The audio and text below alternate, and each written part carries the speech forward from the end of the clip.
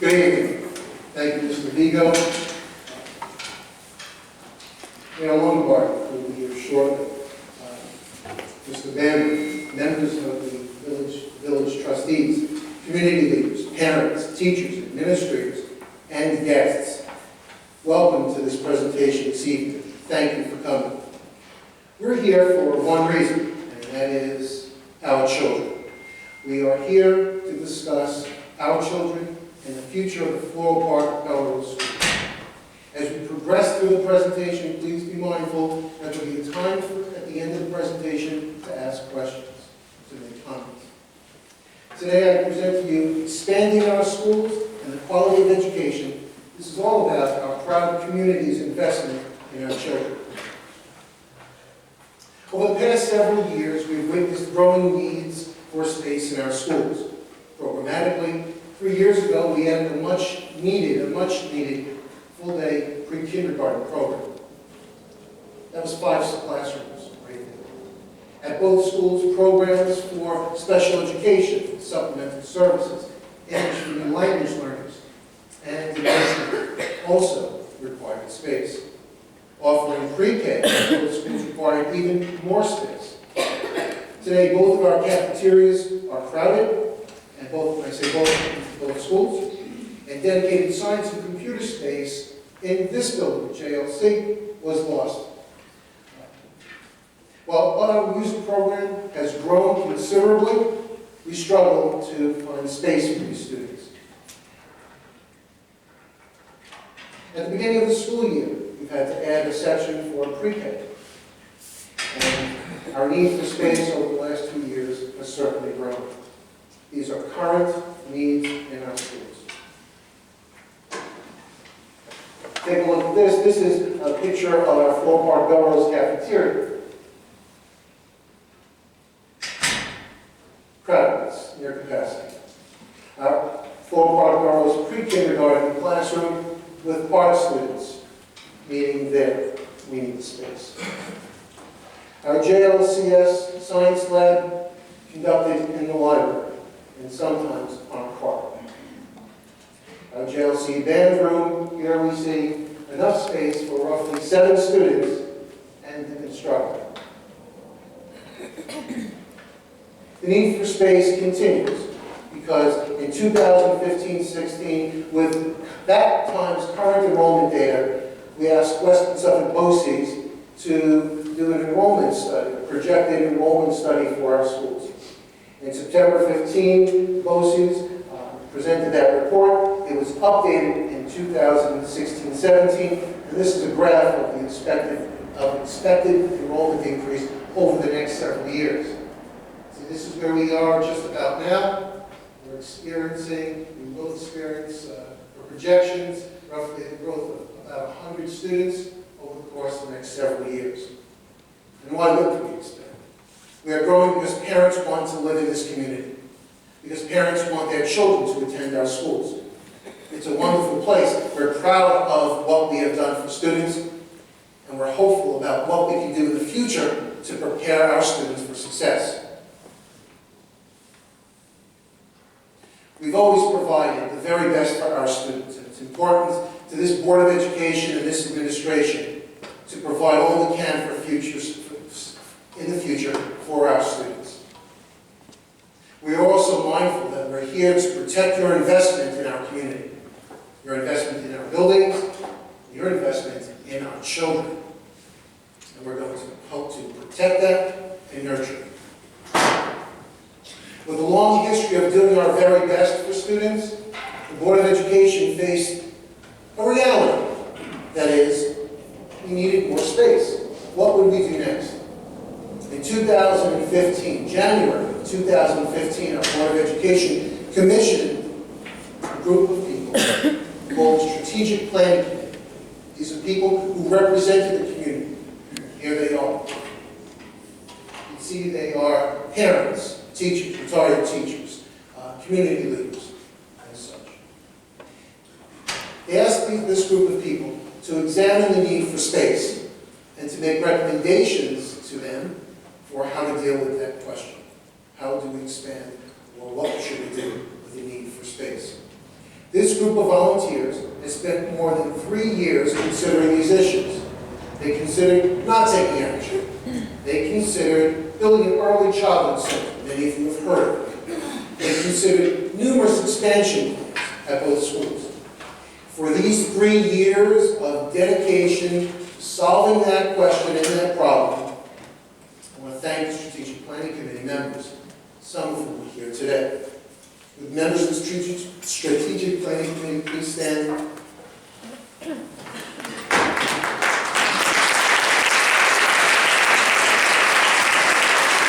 time is greatly appreciated. That's 3 years of commitment, folks. Thank you.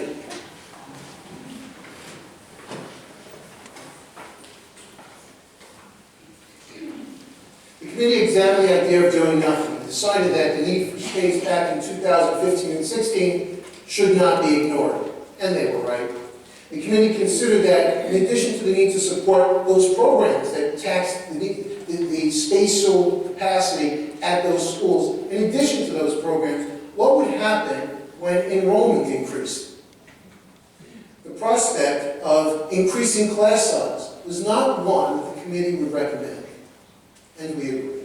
We're a community that prides itself on trying to offer the smallest class size possible. They also said that we should work to increase and preserve that tradition. It wasn't something that was just considered on the spot. It's tradition here. That's what we expect our students to experience when they get to our schools, when they experience in our classrooms. Today, we're even mindful that if we're going to expand at some point, we want to take advantage of favorable New York State building aid, which for us is about 52% right now. That means that about half of what we put forward as an expansion project would come back to us in state aid, and that's our expectation. We can assume that these aid ratios would continue in the future. I'm not sure what the state would do, but right now they're 52% for us. The Strategic Planning Committee considered exploring the idea, or did explore the idea, of building an early childhood center. Now, the early childhood center would basically create space for a 15-room building behind the Floral Park Bellerose School in the field, and it would be there that pre-kindergarten and 5 pre-kindergarten and 5 pre-K and 10 kindergarten classes would be housed. After more than 1 year of examination, in June of 2017, the committee found that the ECC did not work for our school district. It was too expensive. It would have cost more than $22 million. And a 15-room expansion wouldn't address some of the needs that the school buildings would have anyway. We'll see more of that as we move to the future, in the future slides.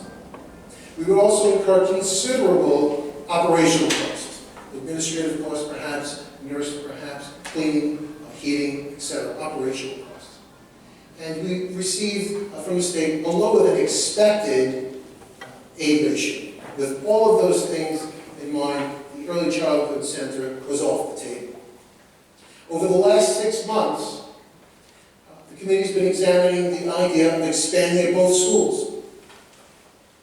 And they determined that if they did that, they would want to look at this from the perspective of, you've heard this one, do we do this with grade level realignment, or do we do it without grade level realignment? They decided that grade level realignment would not fit our school district. It would have cost more to expand both schools to meet those specific needs of that particular population, whether it's K-2 or 3-6. It would have cost more. It would have added considerable transportation costs. It would compound yearly. It would have posed an ongoing challenges for families with children in both schools. And it would have introduced into our K-6 or pre-K-6 system a transition for children somewhere, well, after 2nd grade and before 3rd grade, have to transition to another school. For these reasons, grade level realignment was out. The committee's focus became improving both schools because in doing so, they could meet the needs of each of the schools, they could maximize building aid, we could minimize the loss of green space, we could do it expand with lower operational costs than the ECC. We can do it in a way that would benefit all of our students for their entire elementary school careers. The committee was committed to doing this expansion correctly. And so when they put a plan forward, they were certain to suggest and say, we want to make sure you have the flexibility you need to meet the needs not in 2017-18, but when the expansion project would be completed, it could meet your needs then. And certainly we have an idea of what those needs may be, but with exactitude we'll know as we come forward. So the committee said we will make sure we offer a plan that's flexible.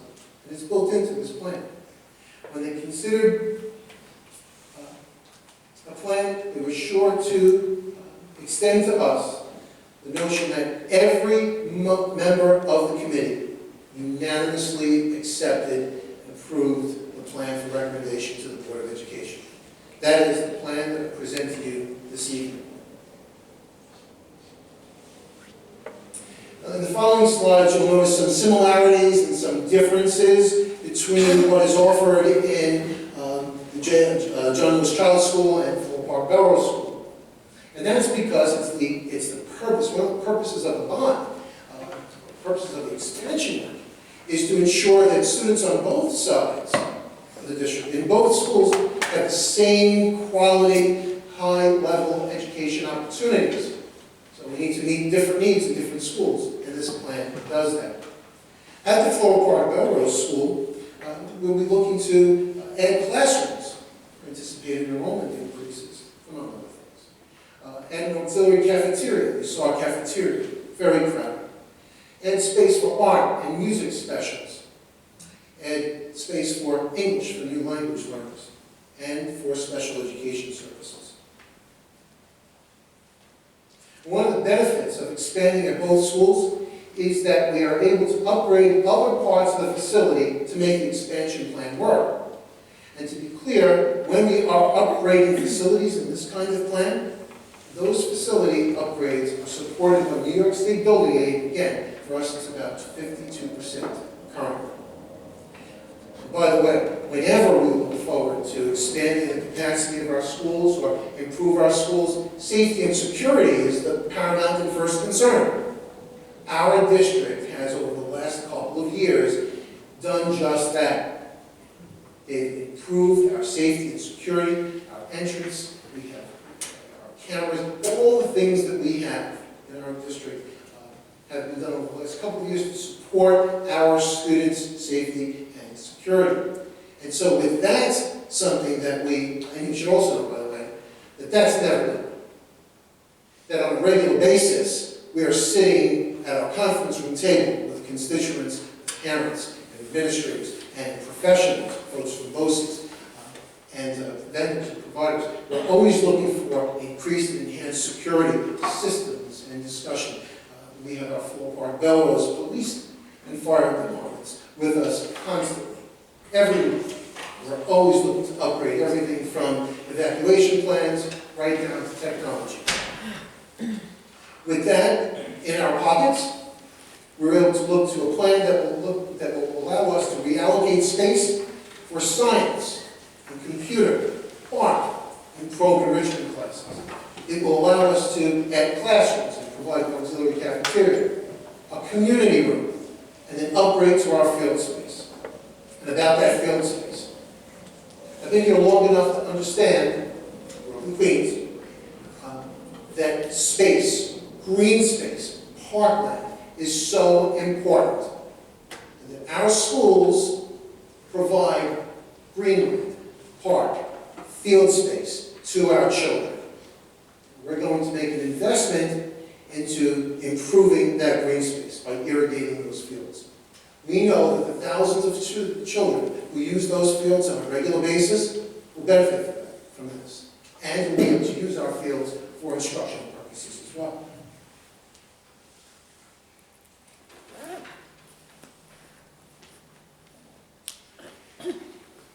Here's an overhead view of the Floral Park Bellerose School. Please note, here is the footprint of the school. The proposed expansion will be located here. 1973 expansion. Just a quick note, you'll note field space. We're very cognizant of safeguarding the space. You'll note that this here takes up, here's the tree line to give you a perspective. Here's the tree line to give you a perspective of what we're talking about. So this tree line does extend up here and across. Contrarily, the early childhood center would have occupied this space here, with an access road that would have looked like this. So in comparison, we're looking at a facility upgrade that does not encroach much onto field space. You can see in these diagrams, much of this is preserved.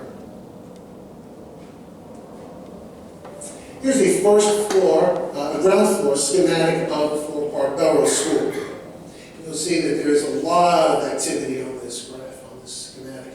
It really, if you look at this closely, you get a chance to look at this more closely, perhaps on our website, space is really utilized. You'll see what rooms are being used for and such. And remember, the Strategic Planning Committee said, whatever you need to do, make it so you accomplish your goals. We give you the flexibility to do that. This is a way of going about upgrading our facilities. I'll give you a quick example of what it means when we do, because we do this expansion kind of upgrade that we can perform. Remember I said before we need space for an auxiliary cafeteria, upgraded pre-kindergarten space, space for our science lab. Here's an example of how that would be done. Here's our current cafeteria. We're going to make this into an auxiliary cafeteria. It's presently a pre-K room. Pre-K is going to move here to the current science room. The current science room is going to go to a science-equipped lab in this new structure. Meanwhile, in addition to our expanded capacity in our cafeteria, it will serve during the day as a multi-purpose room, and it will also serve the community as a community room. It's got an entrance and exit right here with restrooms in the area. Here is simply an expanded version of the first floor addition. It's basically basement, and on the other side, it's foundation. We move to the first floor of the facility, and again, you can see the upgrades that are nearly all of this. All of these boxes represent some of those upgrades that I spoke of before. Here, 4 classrooms, general education classrooms. Moving to the second floor, you see much of the same, with an expanded view of what the second floor would serve. We're looking at a science lab, Center for Art, program, enrichment, reading and math support, and computer technology.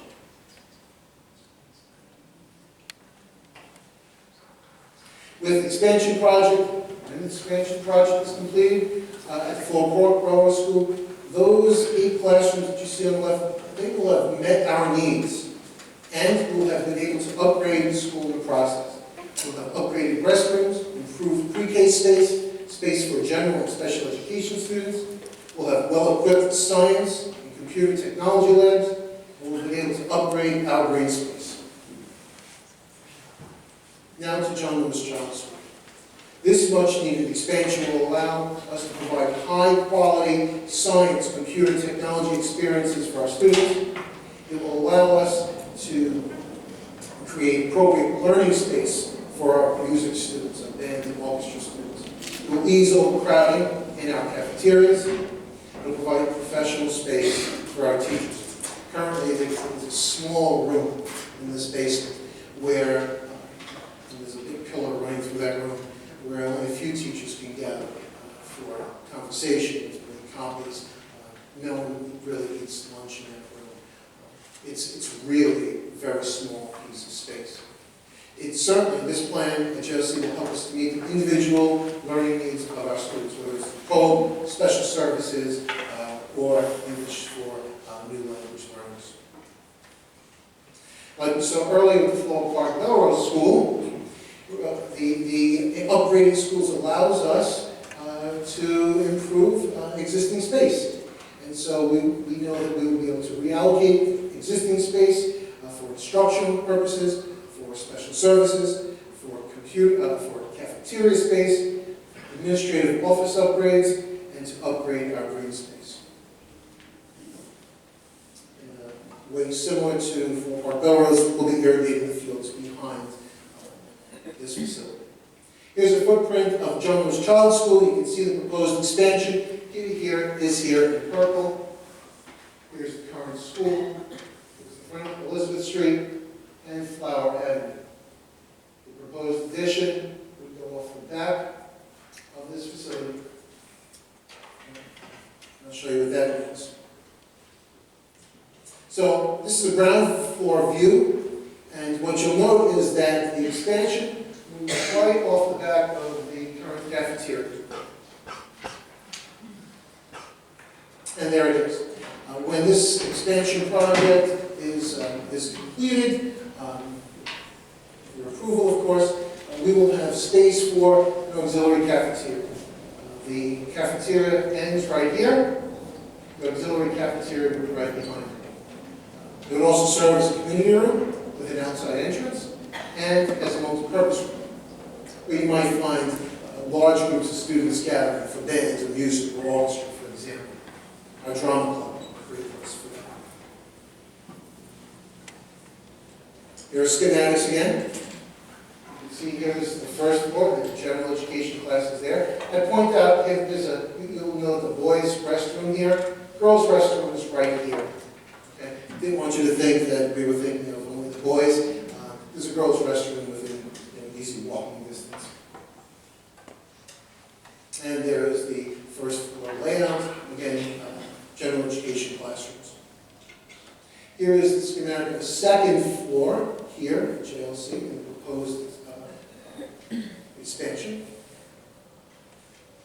And like that at the Floral Park Bellerose School, we would have a science lab, a computer technology lab, space for our enrichment program, community math support, and space for art.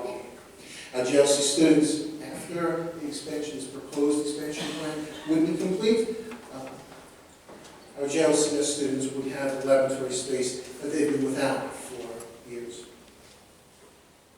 On the left, you see that those are the expansion needs that we have, and they will be met by this project. And on the right, these are the additional interior and exterior upgrades that we'll be able to do as a result of the work.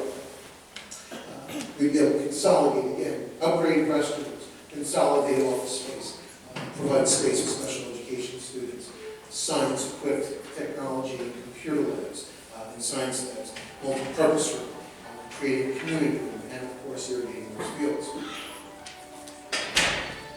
This is presented to you, not because this is exactly what you're going to see at our schools, but if you think about what that second floor might look like, we look to provide space for students where the classroom is part of the learning system, where you can see mechanicals of air movement and heating systems and such.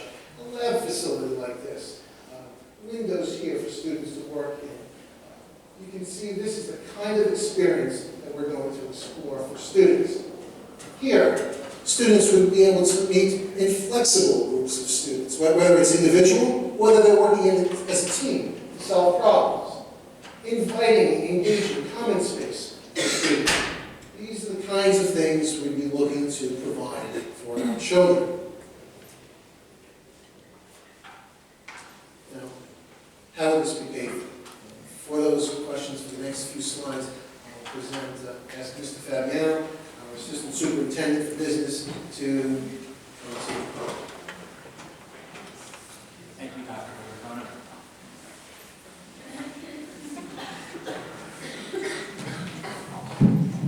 Testing.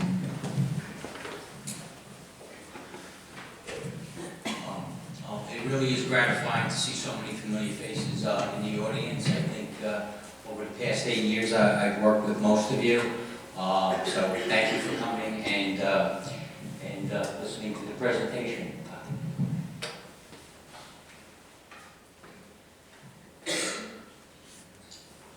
So what we really did tonight is really a financial overview. We're going to take you from the kind of the top down and really just kind of zero in on what the impact to the average taxpayer would be to fund this project. So the cost of the project, I'll step back 1 second, meeting the students' needs, meeting the faculty needs, meeting the community needs through the preservation of green space were important components, but so was the cost. And the committee really focused in on that, and we really tried to be cognizant of that when developing and presenting different forms of this plan. So what we came down with is a price tag of just under $17.5 million, which is, it's a considerable number. We understand that, but we'll take you down what it will mean to you. As you can see, the cost of the Child School slightly higher than the cost of the Floral Park School. They have a little bit greater needs, and as Dr. D'Antona explained, that's a 10-room extension versus an 8-room extension. So it is logical to see that. So what does $17.5 million mean? So to understand what it means, we have to first talk about how we're going to pay for this. How are we going to finance this? Well, there's really 3 sources of financing that we're going to be using to pay for this project. First, we have a grant from New York State that we've been kind of holding off, and so that we can apply to the project. It's known as the Smart Schools Bond Act. This was approved by the voters several years ago. It's a $2 billion initiative statewide. Our share of that is $432,000, and it will help offset the cost of the $17.5 million. The other use of funds is capital reserve. You may recall a couple of years ago we asked you to approve through a proposition on the ballot the establishment of a capital reserve. Throughout the years, monies that were unbudgeted, revenues that we've received through things like grants from our state senators have been deposited in that reserve for the future use. This is the future use. So in order for us to access that money, we'll have another proposition, because as you recall me saying in the past, we have to have 2 votes for capital reserve. We have to establish it, the board has to fund it, and then the voters have to approve its use. So in conjunction with a bond referendum associated with this project, we're going to be asking, and that's why it says with voter approval, we're going to be asking the community, you, to release approximately $1.2 million from this reserve. The balance of which would be financed through serial bonds. Serial bonds is really just another way to say mortgage. It's a 20-year payment plan, principal and interest, and it's amortized over that time. Okay. So as we move forward, okay. One of the really nice things about this is that we have a very favorable building aid reimbursement ratio. As Dr. D'Antona said, it's actually slightly over 52%.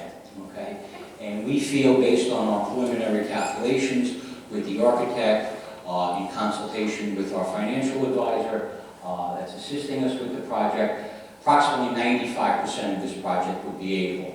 So at the end of the day, 95% to 52% is almost exactly 50%. So we would be getting, this is like getting a 50% discount on the $17.5 million.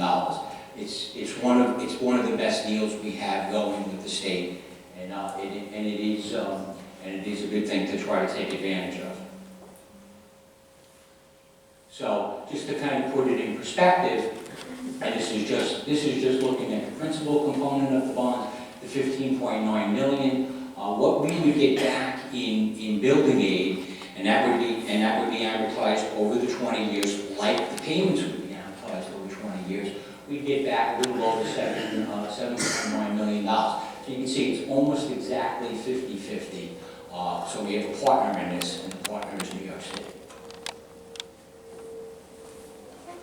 So we're getting to the end, we're getting to the bottom line. We're just kind of thinking through this. These are some of the interest rate is it's a projected interest rate. Right now, we could probably go out and borrow at about 2.75%. We're trying to be conservative because we don't know when we actually do go out and borrow. It could be higher. We're trying to be conservative and add about 0.5 percentage point on that. So we're showing that number, the 3.25%. And you can see the annual debt service, the payment we would have to make, or what we call the capital cost, just under $1.1 million. But we'd also be receiving a revenue stream. And if each year we would get back from New York State in the form of building aid over $500,000, over $540,000. So the net annual cost to the district would be just under $550,000. It's not the total cost, it's just the capital component. There would be some additional operating costs. We would have to heat the new extensions, provide electricity. There'd be some support staff associated with that.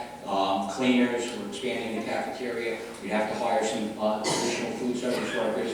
But the $140,000 is significantly below what the operating costs of the ECC are. And I won't go into the reasons why, but it was roughly a third of what the cost of operating an ECC were. And really, again, the committee, in trying to be cost conscious, this was due in part the reason for this recommendation. So you can see that the total cost of both building and operating the facility would be just under $690,000 a year. Now we're really getting to, okay, how does that impact my tax bill? And you can see here, this year, the 17-18 tax bill based on an average, the value of an average home in Floral Park, which is put at about $350,000 according to Nassau County. It comes out to be just over $6,300 for your school tax bill. Again, this is, you get one tax bill, so it's the taxes levied for the Floral Park Borough School District and our portion of the Sewanega Central High School District. So that's a combined tax bill. So when we look at what the $690,000 would mean to the average tax bill, it would increase it by approximately $98 annually. And for those of you who, most of us have our taxes escrowed by the bank, that would be about $8.17 per month increase. Really, the next slide, before I turn it back to Dr. D'Antona, we have a timeline. Some of these things do relate to the, oops. Okay.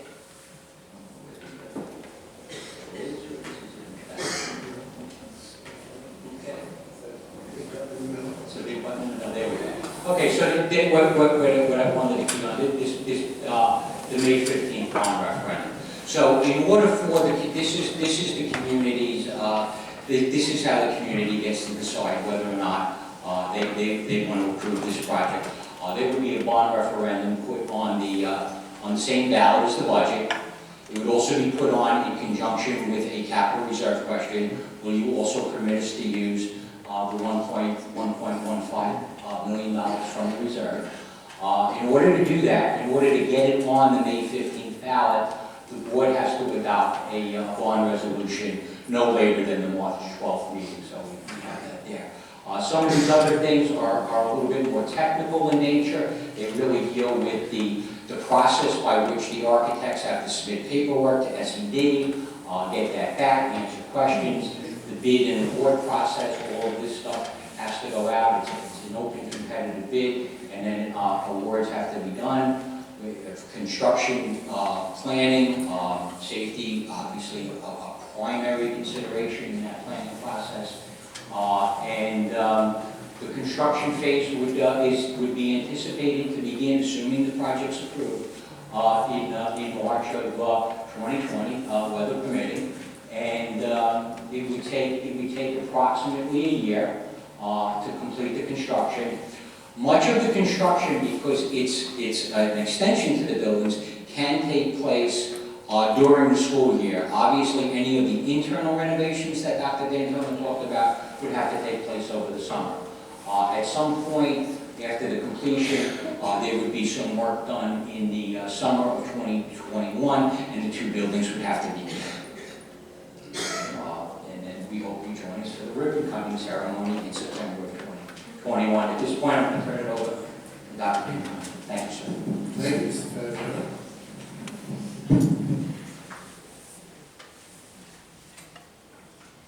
Construction phase considerations. Well in advance of breaking ground, our administrative team will be working with our architect, project manager, and local agencies, our police department, our fire department, to make sure that there is a safety plan for the work. We'll look certainly to ensure that our students, our staff, are insulated from that work as it's ongoing. As Mr. Fabiano suggested, not too challenging because the work that's going to happen is going to happen behind both buildings and separate from our facility. Where it will work inside, it's going to happen in the summer. And we're going to make sure that there's going to be access and egress that it is not impeded by construction. People are not in harm's way. Communicate with the community. We don't anticipate that there will be problems in getting this done just under those terms. We'll have systems for ensuring safety and security. We'll also work to minimize disruptions to the learning environment. Obviously, educators want to ensure students can learn. We'll do the best we can to have loud noise not play a factor in our children's learning. We'll do the same thing to ensure that our field space is open for us to the greatest extent possible. Okay. Obviously, some of the room behind the facility expansions will be needed to stage the work. And so everything will be made insulated with fencing and such. Our architect already knows of our perspective. Recent projects he's heard from us very clearly, fence off the areas, keep students away, create safety limits, etc., etc. They've been very useful and helpful to us. Well, this is our plan. It's one that's evolved over the course of 3 years with the help of the community. We are proud of our commitments to our children. This is a commitment to continue traditional sizes of classes. To support, we're excited about being able to support the arts, music, science, and technology into the future. It's a commitment to providing increased opportunities for our children, and it's a commitment to meet the needs of all of our learners. This expansion project will help ensure that we continue to be steadfast in our commitment to providing the highest quality education for our children, every learner, and every child in the full part of Bellerose schools. I thank you for joining us this evening, and I thank you in advance for your consideration. Thank you.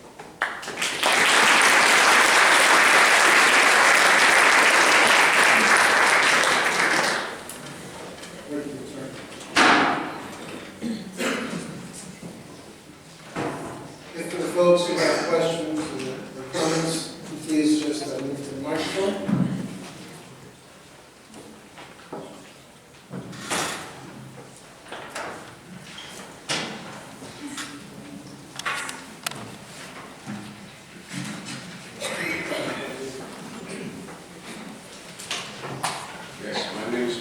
I reside here in Floral Park for the last 30 years. I'm curious if the engineers have taken into consideration how much more it's going to cost to insulate the side of the building due to the incoming noise coming from the transformer, as it is now, and when it will be built in another 6 months. We do have our architect here. Our architect is Mr. Cassetto. Mr. Cassetto, do you understand the question? As opposed to? I actually when I built this building and find out the noise is going to annoy the children due to how many comes off this transformer. I live right on the street, so I know what the noise is. And you put another transformer in about 4 months.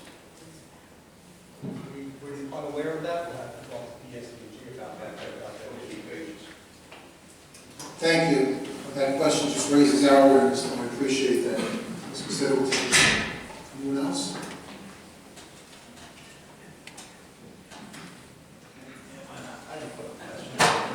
Yes, would you like to close it from there? Yeah, I didn't get a chance to say, could you please just come to the microphone and say a lot of your address this way, because we can, if we want to follow the questions, so that if we're able to get back to you tonight with an answer, we can follow up with you at a later date.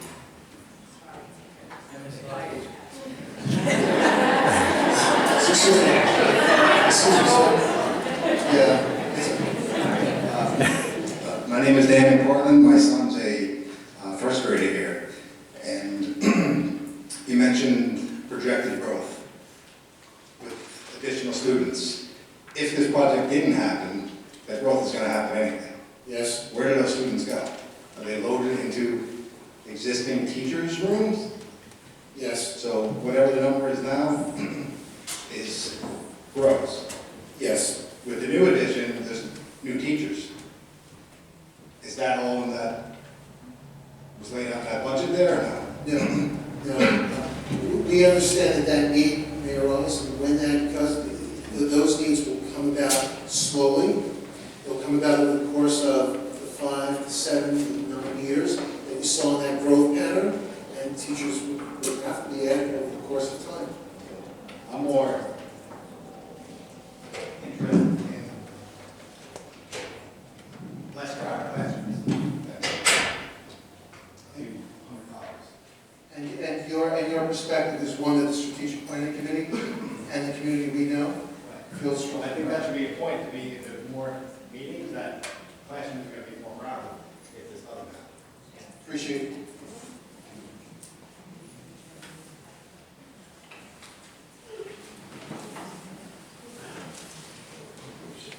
Hi, Dave Early, I'm on Carnation Avenue. Question, handicap. You have elevators in these new buildings, We do have elevators, and you're gonna have restrooms that are handicap accessible? ADA compliant restrooms, yes. Okay.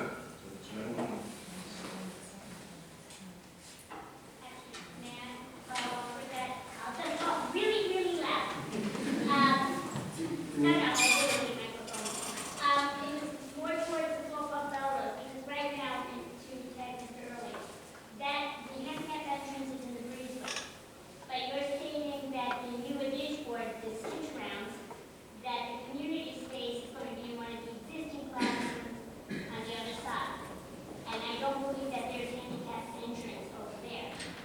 So for community space, with the elderly, et cetera, and some disabled individuals and students who might partake in Boy Scouts, Girl Scouts, that entrance then has to still be the breezeway. It would still be the breezeway, and there are regs, yes, For purposes, usually arrangements have to be made then to have it open. sure. That's a little cumbersome. But just to have that as a consideration. Yeah, we'll certainly consider that as we move forward. It's a good concern. Thank you.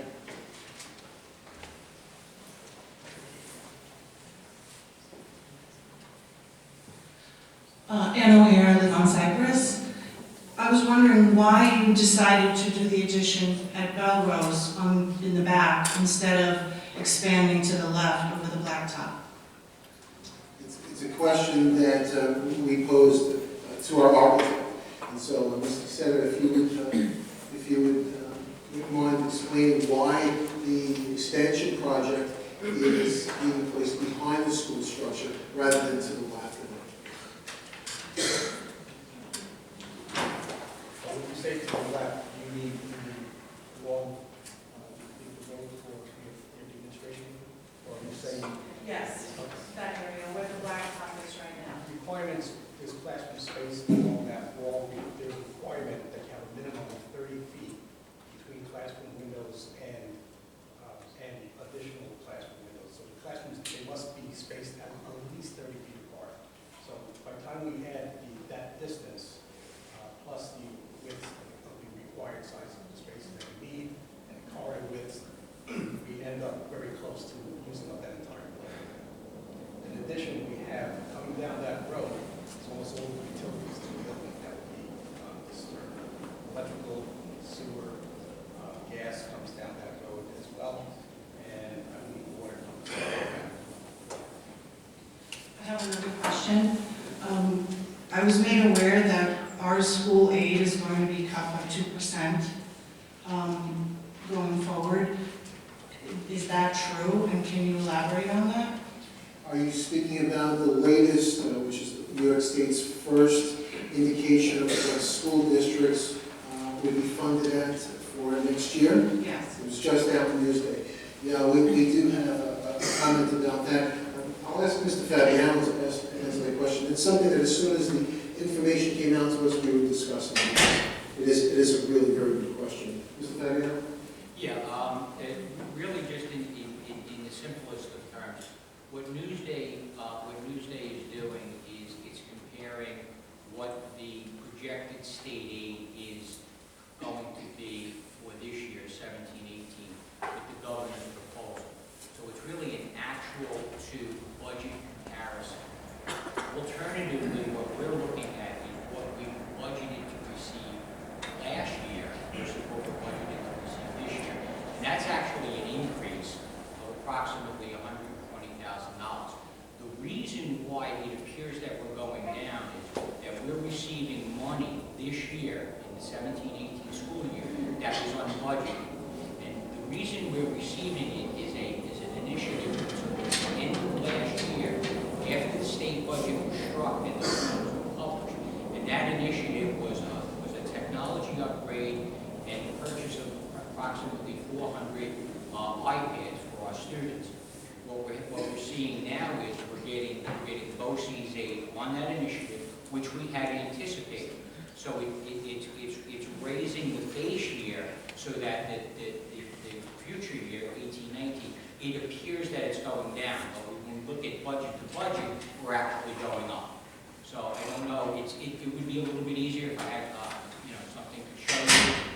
But hopefully you understand that. If you'd like to go over it, I'd be more than happy at another time to go over it with you in more detail. We will be following up on that notion as we move forward and we move into the budget process, which is going to be starting very shortly. Thank you.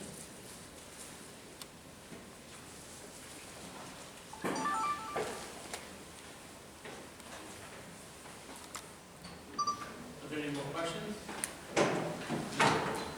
Yep.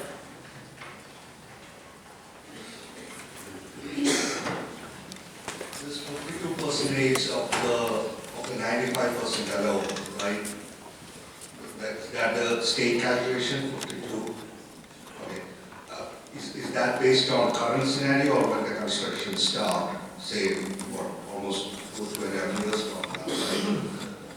Mr. Fabiano? Yeah, it's our current building aid ratio. It is a percentage that fluctuates, albeit it doesn't fluctuate dramatically. When I started about 8 years ago, I believe it was slightly under 50%, and we've actually had kind of a creep up over the last probably 6 or 7 years as the economy's improved and the state budgets have allocated more money. It's one of the ways that they've done that is by increasing building aid. So we've gone from about 48 to 52. Where it will be a few years from now, we're just assuming that it'll flatten out. But you're not anticipating a big risk in there. I'm sorry? You're not anticipating a big risk factor in there. No, we're not anticipating that. Mr. Fabiano, at some point we're locked into a particular funding building aid rate? Yes. Yes. Before the construction begins, it will Yes, be locked we'll in. know. Okay. And also, the 17 million cost that we are anticipating is any cost overage or anything that happened when the construction begins up until 2021, where will that factor in? Yeah, that's a good question. Yeah, so when we're preparing the cost estimates, we are factoring in inflation. We're taking what we think it is now, and then we're increasing those costs by approximately 2.5–3%, so that when we put that out to bid and we get the bids back, we will hopefully take it into account the cost of inflation. Okay. All right, thank you. Thank you. Mrs. Ryan? I just want to add one thing that once the plans were approved, we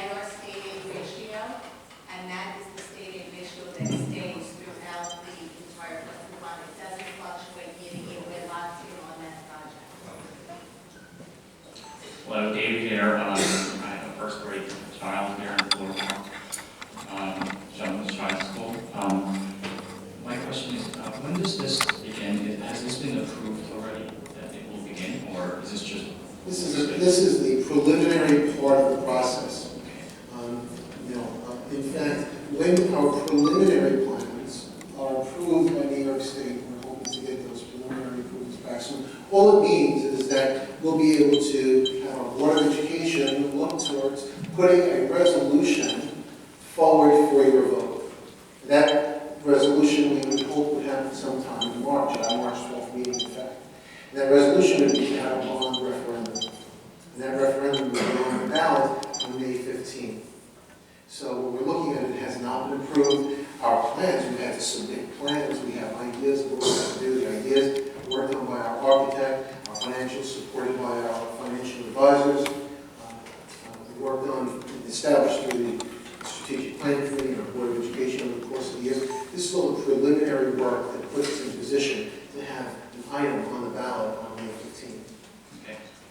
My second question is, will this expansion allow our, because I know some of the parents are concerned about us not having pre-K for all program here in Floral Park, Bellerose district.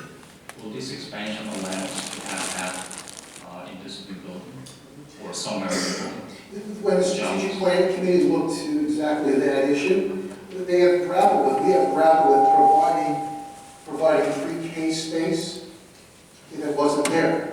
And so this plan will allow us to provide pre-K for as many students as needed on a half-day basis forever.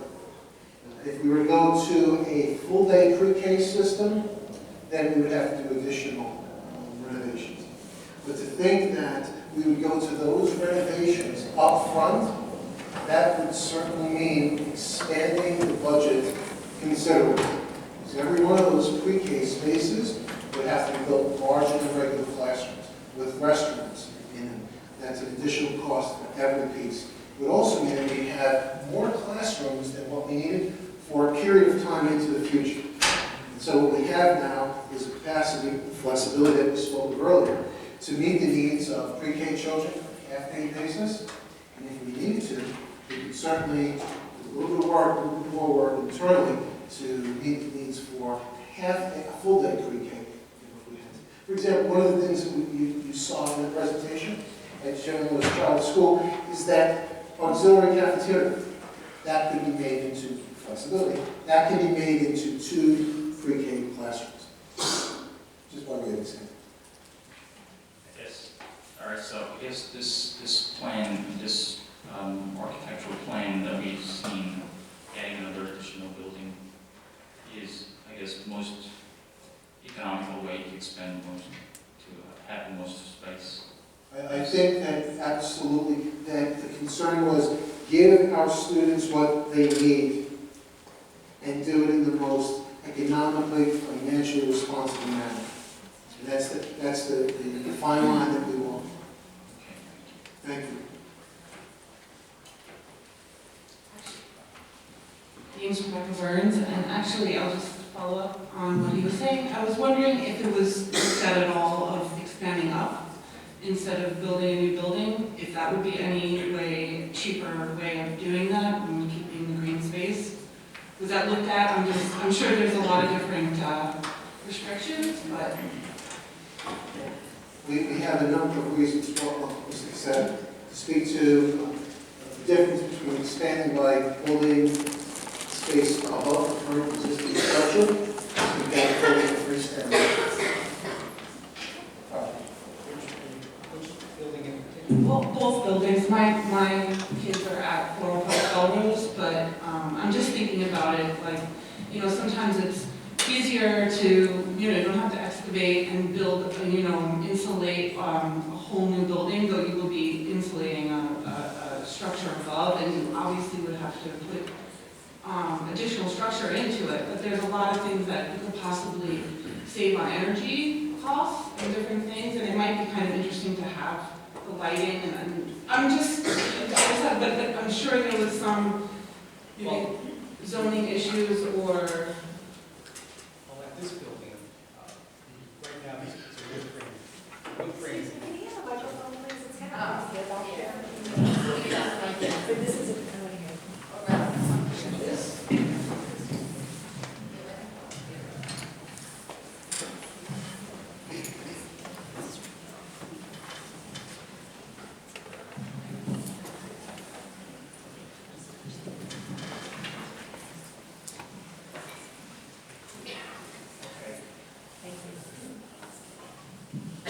At this building, we have a wood frame roof on the upper level. And structurally, we really could not add a third level to this building. Okay? And this building has been constructed in several different areas, so there's various additions that we're adding to it. At Floral Park, we also have, most of that building is a pitched roof, and it's, some of it is wood framed as well. So by adding a third floor, we get into a lot of other different types of code requirements and regulations that could increase the cost of the project. In addition, we don't have an elevator. We would have to replace the elevator to get to that level, because that addition would have to be accessible as well, whatever new space we add. So by adding to we did investigate the design of an addition with a single-story addition, but separate from the building, that would be capable of being added onto in the future in case build some of the spaces now and some in the future. But even that offers some problems. We could design on a single-story building, we could design a roof structure to support a second floor. However, it's easier and less expensive to construct it 2 stories at once at this point than to go back and then add space later. Okay, so, one other just little point is I was wondering, say at the Floral Park Bellerose School addition, is there any possibility that there could be bathrooms put in there that are accessible to the fields? So they have exterior doors, because there's a lot of soccer and activities that go on there, and there's no actual facilities for any families. And I know a lot of buildings that, you have the interior space, and then on the weekends when the fields are activated, you can have access from the outside, and it just benefits the community. We actually have bathrooms as fields right over there. And we've actually worked with. In Floral Park Bellerose? Okay. Yeah, Floral Park Bellerose. We actually have bathrooms there. I've been working with the Indians, and we have one of the board members here from the Floral Park Indians. And I've gotten a couple of board members' keys, and it's really their responsibility. They don't open those doors on a Saturday and Sunday, so all the travel programs, the mural programs, they can use the bathrooms. We even have them on a regular cleaning cycle now, so that they're presentable for people using them. But they're there already. We could, maybe we'll look and see if there's a way we can spruce them up a little bit. But we already have external bathrooms there. They're right off the between the wing and the old gym. They're attached to the building. They're within the brick construction. Right. Okay. All right, thank you. Thank you.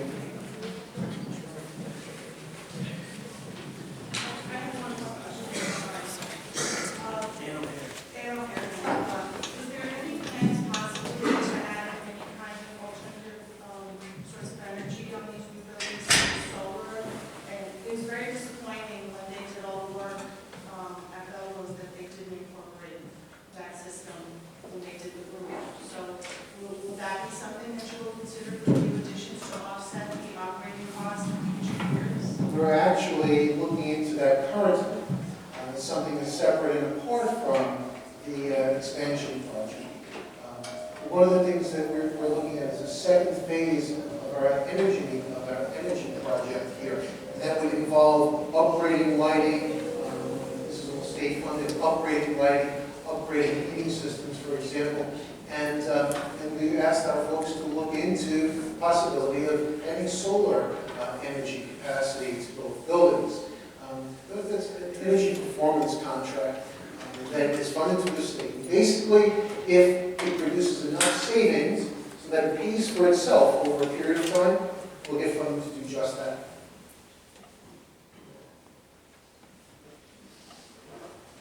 Yeah, I have another question. Was there consideration to stagger the project, do one first, then the other?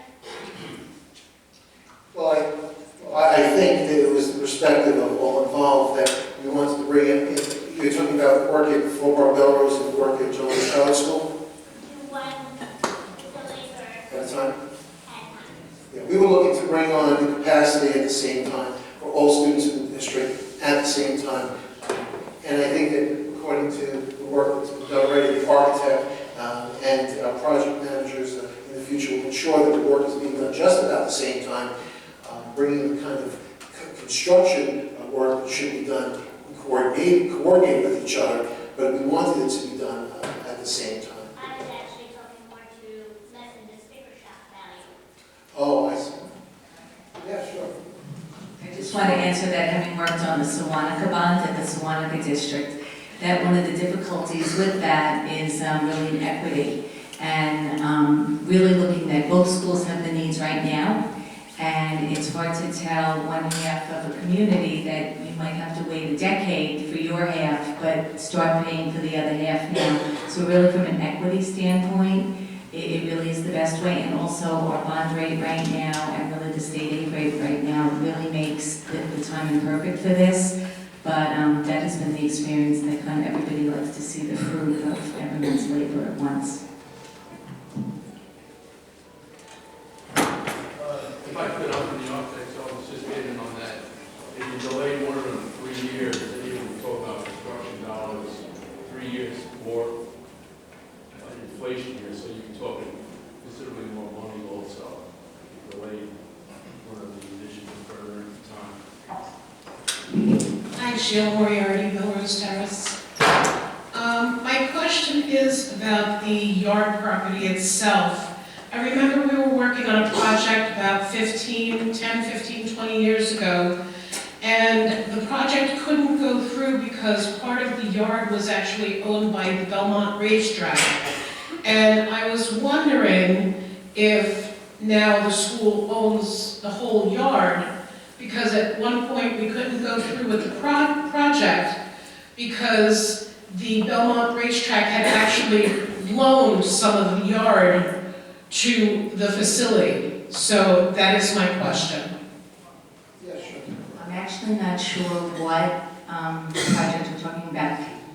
We own our entire piece of property. The only issue is maybe the back fence. There's a little bit of area in the back fencing, but Because I know there was something that they were working on and they couldn't do it because it was actually owned by the Belmont Racetrack and not the school. it may have had to do with the fencing and something with the gate. Okay. But no, the property we're talking about is ours. Okay, thank you.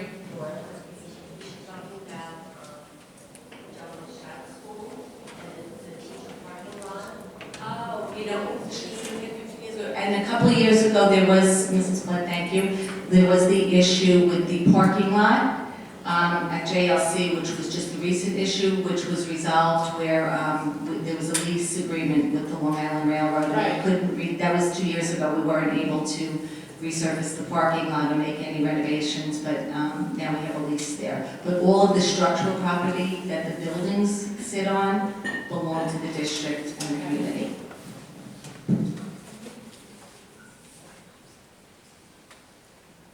Any other questions? I just want to know, Patricia Martinez, I wanted to know if the presentation will be made available on the website, or is it available? Because unfortunately, I missed a good portion of it. I was at the meeting at 12 o'clock in the The morning. presentation will be available on the website. Okay. And also, I will be speaking to community groups. We'll have folks going out. This is the first in a series of conversations, and so we'll have more chances to speak about it. Okay, Thank you.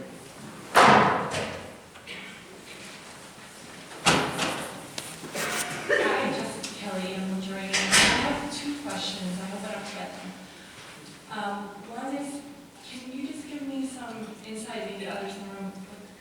There's got to be a lot of companies that will be hired in different capacities to do different parts of the project. So how are those companies or those organizations chosen?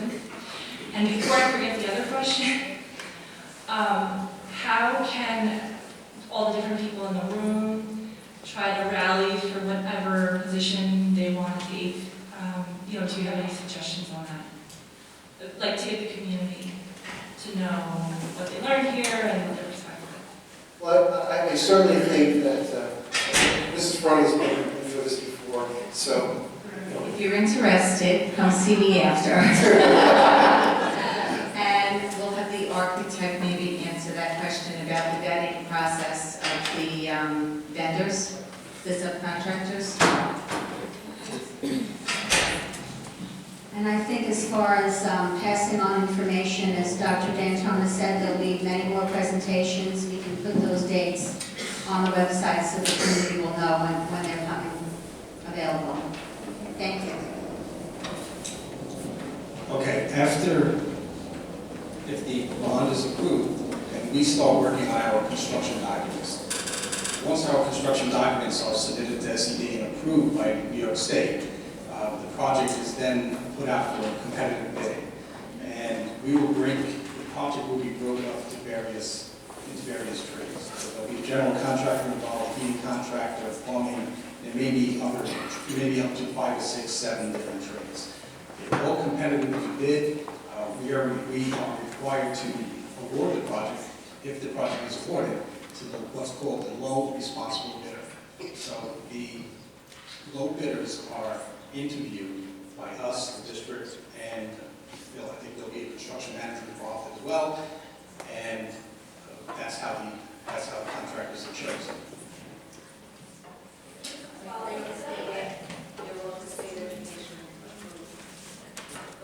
Oh, well, yeah, they're contractors in this type of work. We need to contractors must pay what's called prevailing rate. So the New York State Labor Department keeps track of contractors, and there are some contractors who are not allowed to bid. That part, I think that comes out of the interview project process. We would know that. Contractors, it's a form if they're capable of bidding or not. So there's that aspect. My name is Felix Procacci. I'm filming the meeting. If anyone, just to answer the question, if anybody wants to watch this meeting, want to spread it around, it'll be on the Floral Park, a great place to have a Facebook page, and Justified's Media Facebook page. So if you want to share it with your neighbors, that's the place to go. Thank you. My name is Joe Fonsi. I live at 125 Mayfair. I have 2 daughters at 4 Bellerose. Since we're talking about building new classrooms and there's the future classrooms in science, are we thinking about standing workstations for the students at all? I know there's a lot of grants that you can get. It's much better for the students to be standing versus sitting all day. I think the teachers like it because the students can focus. Children with attention deficit disorders can kind of fidget through issues. So I don't know if that's been thought about for even ripping and replacing, but even especially in the new buildings. So we've actually made some purchases already, we're standing desks to kind of pilot it. Did we do that in Bellerose? Right, so in both schools? So in both schools, we started piloting it, and we put some money into that already to see how that works, and I don't know if somebody from the administration wants to speak to that, how receptive that's been with some of the children and the different classes, but we're already looking into that, and obviously as we move forward into and down the road, if this bonds approved, construction. I mean, even what exists today, we could be somewhere completely different 3 years from now with a better way to work with the children and educate the children in terms of positioning and sitting or standing. So we're always going to keep, looking for advancements. Again, Ms. Myers, Hi. Ms. Meyer is curriculum coordinator. Ms. Meyer. So in terms of standing desks, initially, most of them were recommended through the special education department. But what we have found is that so many other children benefit from standing desks that it's not just for students with disabilities. So all the students benefit from standing desks. So what's happening, you're either taking turns on when they're using them, or the teacher has some type of rotating cycle, and he would be assigned to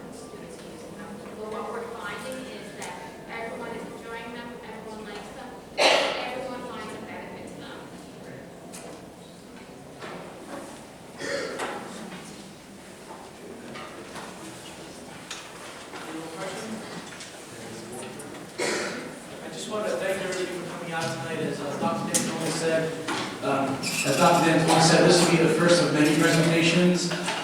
So if you got here later, you missed something, or you want to tell your friends about it, bring them to the next presentation.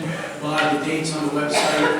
We'll have this presentation on the website, on our district website. So just want to thank you for coming out. We're going to take a short recess, and then we'll move on to the regular workshop meeting of the board. Thank you.